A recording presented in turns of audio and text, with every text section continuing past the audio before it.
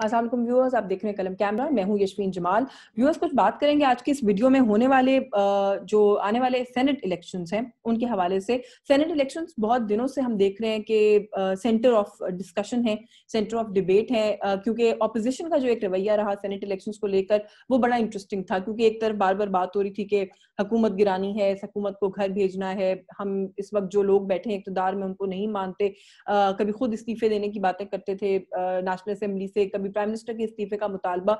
लेकिन at the same time senate इंतखाबात की बड़ी भरपूर किस्म की तैयारियां हमने देखा कि जारी हैं। अच्छा, सेनेट इलेक्शंस की बात करें तो गवर्नमेंट का एक कंसर्न जो कि पाकिस्तान तहरीक इंसाफ हुकूमत में आने से पहले भी हमेशा कहती रही कि सेनेट इलेक्शंस जो हैं उनके अंदर ट्रांसपेरेंसी लाने के लिए शो ऑफ हैंड्स होने चाहिए, सीक्रेट बैलेटिंग खत्म होनी चाहिए, ओपन बैलेटिंग की तरफ जाना चाहिए। क्योंकि ये तो बात हम भी जानते हैं, जितना मेरा भी करियर है, हम जब से पॉलिटिक्स कवर कर रहे हैं, कि सेनेट इलेक्शंस के अंदर जिस किस्म तरीके की हॉर्स ट्रेडिंग होती है और जिस तरह से एक एक वोट खरीदा और बेचा जाता है, वो बड़ा ही अफसोसनाक एक पूरा मामला है। और उसको रोकने के लिए ट्रांसपेरेंसी इंट्रोड्यूस करने की पाकिस्तान तहरीक इंसाफ ने कहा कि जरूरत है। और उन्होंने ये कहा कि ये सीक्रेट बैलेटिंग वाला मसला जो है इसको खत्म होना चाहिए। अच्छा, बहुत से लोग, जब से अभी ये सदारती ऑर्डिनेंस आया है, मैं उसकी डिटेल्स भी आपके साथ शेयर करती हूँ, जब से आया एक बहस छिड़ी हुई है कि इस हुकूमत को घर चले जाना चाहिए, कोई काम तो ये प्लेटफॉर्म पे करते नहीं है, ऑर्डिनेंसेस की फैक्ट्री है, सदारती ऑर्डिनेंस ही अगर लेके आने हैं तो फिर हुकूमत इस तरह से किस तरह से चलेगी, and so on and so fourth. तो थोड़ा सा इसका बैकग्राउंड सेट करना जरूरी है कि कौमी असेंबली के अंदर भी ये तरमीम लाने की कोशिश की गई। ऑपोजिशन से बकौल पाकिस्तान तहरीक इंसाफ के कमिटीज के अंदर भी डिफरेंट इस मामले पर बात करने की कोशिश की गई, लेकिन ऑपोजिशन ने भरपूर मुखालफत की। ऑपोजिशन बिल्कुल भी इस बात पर रजामंद होने के लिए तैयार नहीं थी। और मैंने बहुत से ऑपोजिशन के लोगों को सुना और देखा है, सबकी राय यही है कि ये मूव बुरी नहीं है, लेकिन क्योंकि पाकिस्तान तहरीक इंसाफ की तरफ से लेकर आई जा रही है तो हम इसको इसलिए सपोर्ट नहीं कर सकते। सो अगर just politics for the sake of politics या criticism for the sake of criticism होना है, तो फिर मैं समझती हूँ कि गवर्नमेंट्स के पास शायद और कोई ऑप्शंस नहीं रह जाते। लेकिन I leave that on you people to decide. थोड़ा सा इस इलेक्शन ऑर्डिनेंस के ऊपर बात कर लें कि ये इलेक्शन तरमीमी ऑर्डिनेंस 2021 ये हफ्ते की शाम को जारी किया गया सदारती ऑर्डिनेंस है। इसका इतलाक मुल्क भर में होगा और इसके मुताबिक सेनेट इलेक्शंस जो हैं वो open balloting show off hands के जरिए होंगे। जो माजी में सीक्रेट बैलेटिंग होती आई है वो नहीं होगा। लेकिन इसके अंदर जो एक पॉइंट इंपॉर्टेंट है, काबिल गौर है और नोट करने वाला है, वो ये है कि इस सारे मामले को सुप्रीम कोर्ट की राय के साथ मशरूत किया गया। यानी कि सदारती ऑर्डिनेंस का ये जो सारा मामला जो कि ऑलरेडी सुप्रीम कोर्ट में जेर गौर है, उनकी राय के साथ इसको मशरूत किया गया है। और ये कहा गया है कि अगर सुप्रीम कोर्ट इसके खिलाफ रूलिंग देती है तो फिर ये जो ऑर्डिनेंस है ये नाफिजुल अमल नहीं होगा। So for all those criticising and saying कि ये सिर्फ एक स्ट्रोक ऑफ पेन से एक ऑर्डिनेंस के जरिए कर दिया गया है, तो ऑनरेबल कोर्ट का जो ओपिनियन है उसको इसके अंदर इनकॉर्पोरेट किया जाएगा। और अगर सुप्रीम कोर्ट ये कह देती है कि ऐसा नहीं, तो फिर they are going to go back to the original procedure जो कि हमेशा से होता आया, और बिल्कुल उसी तरीके से ये सारी कार्रवाई सेनेट इलेक्शंस की हो जाएगी। सो लेट्स सी कि सुप्रीम कोर्ट जो है वो इसके अंदर क्या डिसाइड करती है। इस वक्त जो ऑर्डिनेंस है जो ये लेकर आए हैं हफ्ते की शब को, इसके मुताबिक इलेक्शन एक्ट 2017 की शिक 81, 122 एंड 185 के अंदर जो है वो तरमीम करने का कहा गया है। एंड लाइक आई सेड कि इसका इतलाक पूरे मुल्क में होगा। ऑपोजिशन ने बिल्कुल भी इसके अंदर कोऑपरेट नहीं किया, ताउन नहीं किया, जिसकी वजह से गवर्नमेंट का ये मौकफ है कि उनको ये ऑर्डिनेंस लेकर आना पड़ा है। अच्छा, इसके अंदर एक इंपॉर्टेंट बात तो मैंने आपके साथ शेयर कर दी कि सुप्रीम कोर्ट की राय के साथ ये मशरूत है।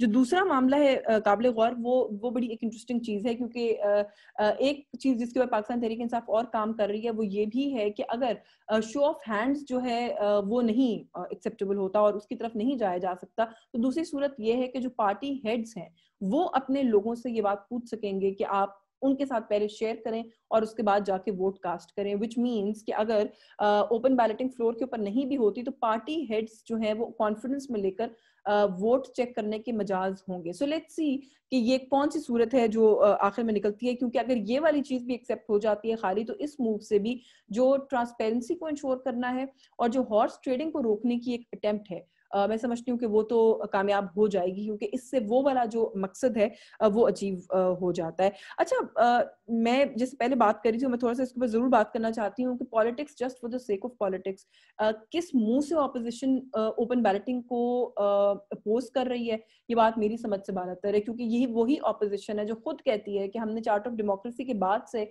इस बात पर इत्तेफाक किया हुआ है कि ओपन बैलेटिंग की तरफ जाना चाहिए, जितने भी इलेक्टोरल प्रोसीजर्स हैं उन सब के अंदर ट्रांसपेरेंसी होनी चाहिए। और अगर आप खुद पाकिस्तान पीपल्स पार्टी और नून लीग 10 साल आप दोनों के पास ऑल्टरनेट गवर्नमेंट रही है, टेन्योर्स रहे हैं, अगर खुद अपने अदवार में ये काम नहीं कर सके तो अगर कोई और कर रहा है, बेशक वो आपका मुखालिफ है, पॉलिटिकल अपोनेंट है, तो क्या ये एक फेयर बात है कि आप मुल्क के अंदर जो पूरे ओवरऑल इलेक्टोरल प्रोसीजर्स हैं उनके अंदर बेहतरी लाने में हिस्सा डालने के बजाय रोड़े अटकाना शुरू कर दें?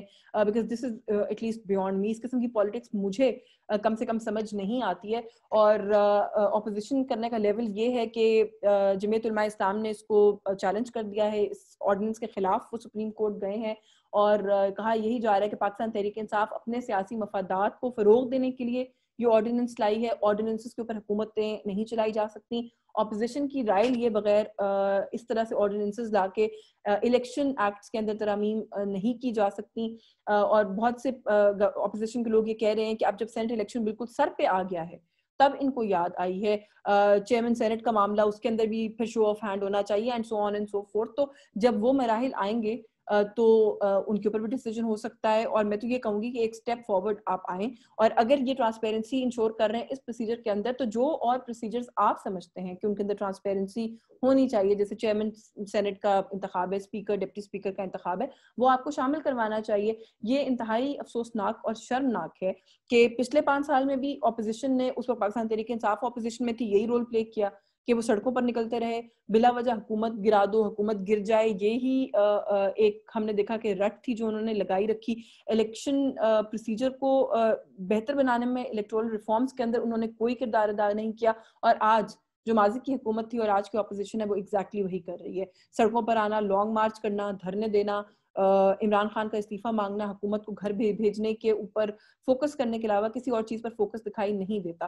2.5 साल हो गए इलेक्टोरल रिफॉर्म्स के लिए इस मुल्क में क्या हुआ है? और अगर कोई स्टेप लिया जा रहा है तो बजाय इसके कि जब वो फ्लोर ऑफ द हाउस पर आपके पास लाए थे उस वक्त हंगामा हराई करके, दुनिया को भी अपना एक नेगेटिव इमेज दिखा के, वहां पर धक्कम पेल करके, फाउल लैंग्वेज यूज करके जो कुछ आपने किया वो करने के बजाय आप उस मुसवदे के ऊपर गौर करते जो गवर्नमेंट लेकर आई थी। बट ये बहुत अनफॉर्चुनेट बात है। लेट्स सी सुप्रीम कोर्ट जो है वो इस पूरे मामले में क्या राय देती है। जमीयत उलमा इस्लाम, फजल रहमान ग्रुप जो गए हैं सुप्रीम कोर्ट, उनकी जो प्ली है उसको किस तरह से एंटरटेन किया जाता है और फाइनल डिसीजन क्या आता है कि क्या वही माजी का तरीका है उसको अडॉप्ट किया जाएगा, या हम देखेंगे कि फाइनली सेनेट इलेक्शन के अंदर जो बहुत सारे पैसे चला करते थे और जिस तरह से लोगों की खरीदो फरोख्त होती थी, वोट की तो मैं नहीं समझती क्योंकि लोग अपने ज़मीर बेचते हैं, इस तरह से क्या वही सिलसिला जारी रहेगा कि नहीं। आज की इस वीडियो से बस यही कुछ। आपको वीडियो पसंद आई हो तो इसको लाइक कीजिएगा, शेयर कीजिएगा, चैनल सब्सक्राइब नहीं किया अभी तक तो जरूर कीजिएगा। मुझे इजाजत दीजिए, अल्लाह हाफ़िज़।